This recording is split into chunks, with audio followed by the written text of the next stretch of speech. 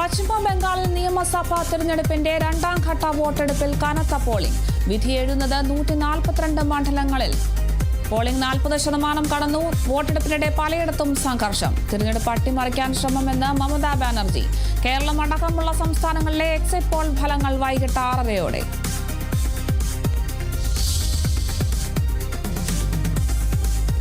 സംസ്ഥാനത്ത് ലോഡ് ഷെഡിംഗിലെന്ന് ആവർത്തിച്ച് വൈദ്യുതി മന്ത്രി. കറണ്ട് പോകാൻ കാരണം ലോഡ് കൂടുമ്പോൾ ട്രിപ്പ് ആകുന്നത്. ഇന്നു മുതൽ പ്രശ്നമുണ്ടാകില്ല. വൈദ്യുതി ഉൽപാദനം കൂട്ടിയെന്നും പുറത്തുനിന്ന് വൈദ്യുതി ലഭിച്ചു തുടങ്ങിയെന്നും മന്ത്രി. വൈദ്യുതി വാങ്ങുന്നതിലുണ്ടായ കാലതാമസത്തിന്റെ ഉത്തരവാദിത്തം റെഗുലേറ്ററി കമ്മീഷനെന്നും കൃഷ്ണൻകുട്ടി.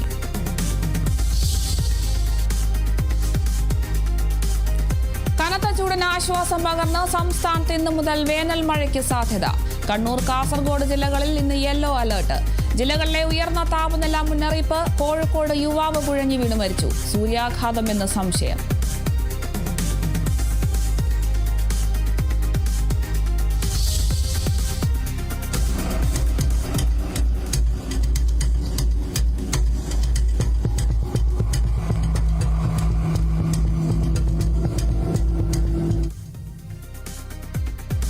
സംസ്ഥാനത്ത് പാമ്പ് ഭീതി തുടരുന്നു. മലപ്പുറം തിരൂരിൽ കുട്ടി പാമ്പ് കടിയേൽക്കാതെ രക്ഷപ്പെട്ടത് തലനാരിഴയ്ക്ക്. നിലമ്പൂരിൽ വീടിനുള്ളിൽ നിന്നും പാമ്പിനെ പിടികൂടി.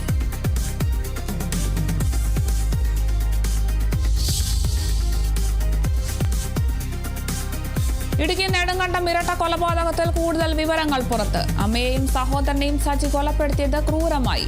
അമ്മയെ മുഖത്തടിച്ച ശേഷം ഭിത്തിയിലടിച്ചു. റജിയെ കൊലപ്പെടുത്തിയത് കഴുത്തിൽ തോർത്തു മുറുക്കി ശ്വാസം മുട്ടിച്ച്.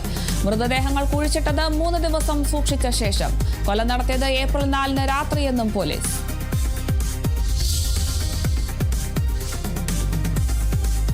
കോൺഗ്രസിൽ മുഖ്യമന്ത്രി സ്ഥാനത്തിൽ പോര് തുടരുന്നു. വി.ഡി. സതീശനെ പിന്തുണച്ച് ഇന്നും ഫ്ലെക്സ് ബോർഡ്. നിയുക്ത മുഖ്യമന്ത്രിക്ക് അഭിവാദ്യങ്ങളെന്ന് മൂവാറ്റുപുഴയിൽ ഫ്ലെക്സ്.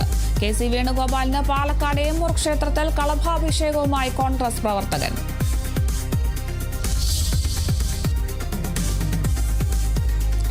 ലൈംഗികാതിക്രമ കേസിൽ സംവിധായകൻ രഞ്ജിത്തിനെതിരെ കുറ്റപത്രം മുടരുന്ന അന്വേഷണ സംഘം.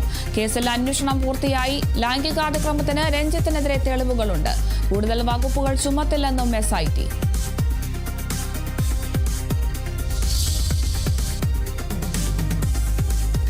കണ്ണൂർ കതിരൂരിൽ KSEB കരാർ തൊഴിലാളി ഷോക്കേറ്റു മരിച്ചു. മരിച്ചത് കുണ്ടുചിറ സ്വദേശി രാജൻ. അപകടം ഇന്നലെ രാത്രി ലൈനിൽ അറ്റകുറ്റപ്പണിക്കിടെ.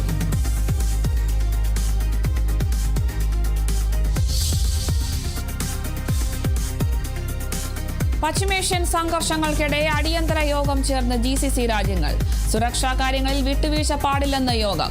ഹോർമുസിലെ ഇറാൻ നടപടിയെ അപലപിച്ച രാജ്യങ്ങൾ. കപ്പൽ ഗതാഗതത്തിന് ഏർപ്പെടുത്തിയ ഫീസ് പിൻവലിക്കണമെന്നും ആവശ്യം.